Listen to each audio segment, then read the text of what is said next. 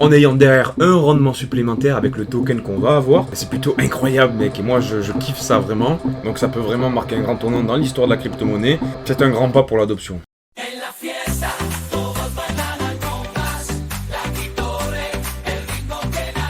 Et salut à toi, j'espère que tu vas bien. On se retrouve pour un crypto daily de la crypto brève. Avant d'aller voir le marché crypto, allons voir directement quelques news autour de la crypto-monnaie du jour. Le programme est plutôt chargé, on a eu pas mal de nouvelles aujourd'hui. Dans tous les cas, ce qu'on peut constater aujourd'hui, c'est qu'on a eu les réponses concernant les inscriptions hebdomadaires au chômage en Amérique. On a eu un résultat qui était plutôt satisfaisant parce qu'on s'attendait à avoir 236 000 inscriptions au chômage et on en a eu 233. Donc on est en baisse et ça c'est bon signe pour l'économie. Dans un second temps, on a eu une hausse du PIB qui a été évaluée à 1,4% alors qu'on s'attendait à 1,3%. Ensuite, un truc important qu'il va falloir suivre aujourd'hui, ça va être du coup le PCE qui est l'indice des prix à la consommation aux USA. On devrait avoir une baisse de celui-ci, donc un ralentissement de l'inflation aux États-Unis, 2,6 alors qu'on est à 2,8, et on devrait avoir aussi l'IPC en France, qui est l'indice des prix à la consommation. Pourquoi la France? D'habitude on ne regarde pas vraiment, tu vois, les petits pays de l'euro, mais là ça peut être important parce que la France est vraiment au cœur des débats politiques de par son instabilité. Tu sais que le président a fait une dissolution de l'Assemblée nationale, etc. Donc ça peut peser dans la balance. En tout cas, on va suivre ça de près, mon petit pote. Pour revenir sur le pays d'Uncle Benz, les États-Unis ont transféré 3940 bitcoins vers Coinbase. Donc comme tu le sais, les transferts sur blockchain sont identifiables parce qu'ils sont pseudonymes. Et il y a eu un transfert d'une adresse qui a été reconnue comme celle appartenant aux États-Unis, qui aurait transféré l'équivalent de 241 millions de dollars de bitcoin. Donc en général, quand une personne, une whale, transfère des bitcoins de son wallet privé, son cold wallet, vers un exchange, c'est généralement pour les vendre. Et quand une whale fait le transfert dans le sens inverse, c'est-à-dire de l'exchange vers un cold wallet, ben c'est plutôt qu'elle est dans une ambiance hodler, tu vois, plutôt long terme. Bref, et selon Arkham, qui est une société spécialisée dans l'étude on-chain, les bitcoins proviendraient d'une saisie ayant lieu en janvier 2024. Donc trafic de drogue, blanchiment d'argent, c'est des bitcoins qui ont été confisqués. Ce qu'il faut mettre en perspective, c'est qu'on parle de 240 millions. Donc c'est beaucoup d'argent, c'est énorme, mais c'est vraiment rien du tout sur la capitalisation du bitcoin. Je te rappelle que le bitcoin, il y a plus de 1000 milliards de dollars.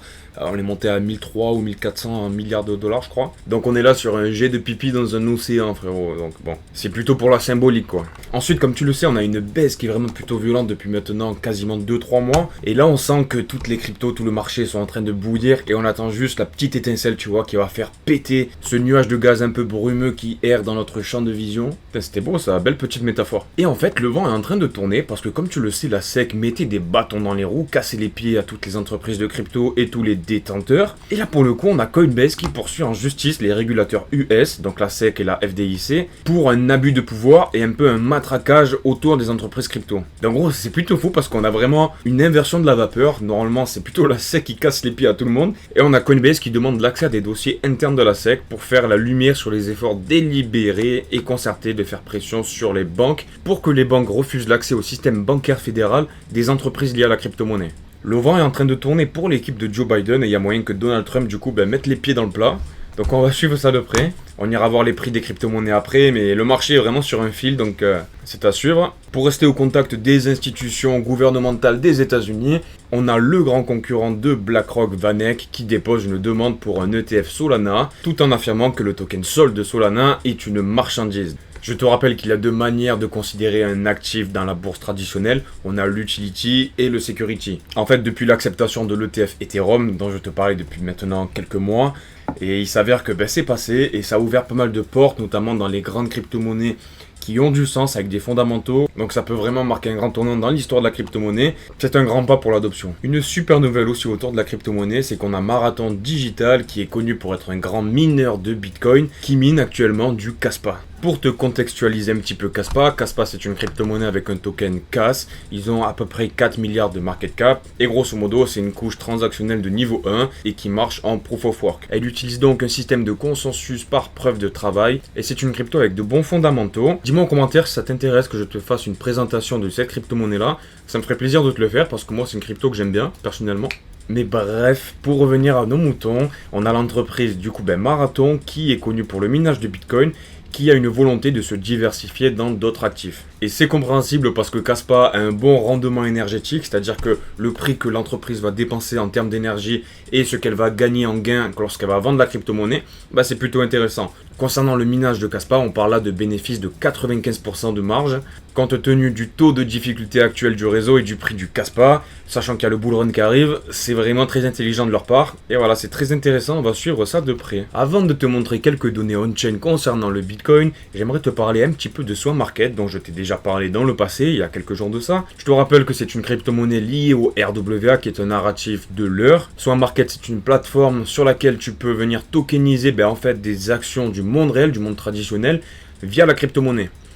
Donc tu as les plus grandes actions, tu as Nvidia, tu as Microsoft, tu as Apple, tu as même aussi des bonds, tu peux faire vraiment plein de choses. En fait, tu peux te connecter de la blockchain avec le monde traditionnel. Et j'aimerais revenir sur un truc qui est vraiment hyper fou selon moi, c'est que maintenant Swan Market, en fait, ils sont en train de tokeniser de l'or. J'aimerais vraiment mettre le doigt dessus parce que pour moi, cette application est vraiment folle. Là, on est dans une folie où on va rentrer dans un bull run et du coup, on se soucie pas de l'après bull run, on se soucie pas de l'investissement un peu plus sûr que ce monde de fou qu'est la crypto-monnaie. Mais lorsqu'on va avoir tous des gains, des bénéfices dans la crypto, il va falloir qu'on se sécurise. Tu peux très bien te sécuriser avec du dollar et avoir un rendement de 2% avec tes livrets A ou tes LDD ou que sais-je. Tout en sachant que tu vas te manger une flat tax si tu es en France de 30% qui fait mal au fion. Mais il y a un truc qui est pas mal et moi qui m'intéresse vraiment, c'est la tokenisation des actifs du coup réels. Je te rappelle que les marchés c'est un peu cyclique, d'autant plus en période de guerre et d'incertitude politique dans le monde, l'or va prendre de la valeur. Parce qu'il y a toutes les monnaies qui vont se dévaluer et finalement l'or depuis des siècles garde une valeur plutôt constante quand tu prends en compte le fait que les gouvernements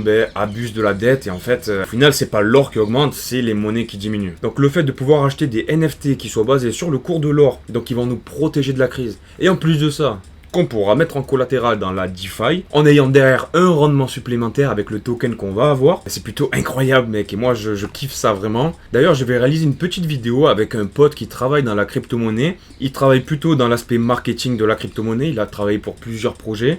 Et dans la vidéo on abordera ensemble l'après bull run, parce que je pense que c'est important d'y penser. Et ce coquin est plutôt chaud dans la DeFi, donc on va essayer d'apprendre des choses avec lui. Donc si vous avez des questions autour de ce domaine-là, du réinvestissement post-bull run, n'hésitez pas à me les faire part en commentaire ou en message privé sur Twitter. C'est des questions que je poserai à mon gars sûr. Bon, et concernant le papa de la crypto-monnaie, le Bitcoin est aux alentours des 61 000, on est monté aux 62 500, donc on a fait une belle poussée. En 4 heures, on a failli clôturer pour un petit W des familles. Ce qu'on peut mettre en parallèle aussi, c'est que le Fear Index a fait un petit rebond, et directement, voilà, il est reparti un peu vers le bas. Ce qui peut arriver, c'est de faire un W du coup en daily qui nous ramènerait vers des niveaux un peu plus hauts. Concernant Ethereum, on a un peu plus de force que pour le Bitcoin. On a fait un petit W, donc à voir s'il est confirmé au-dessus des 3400 $.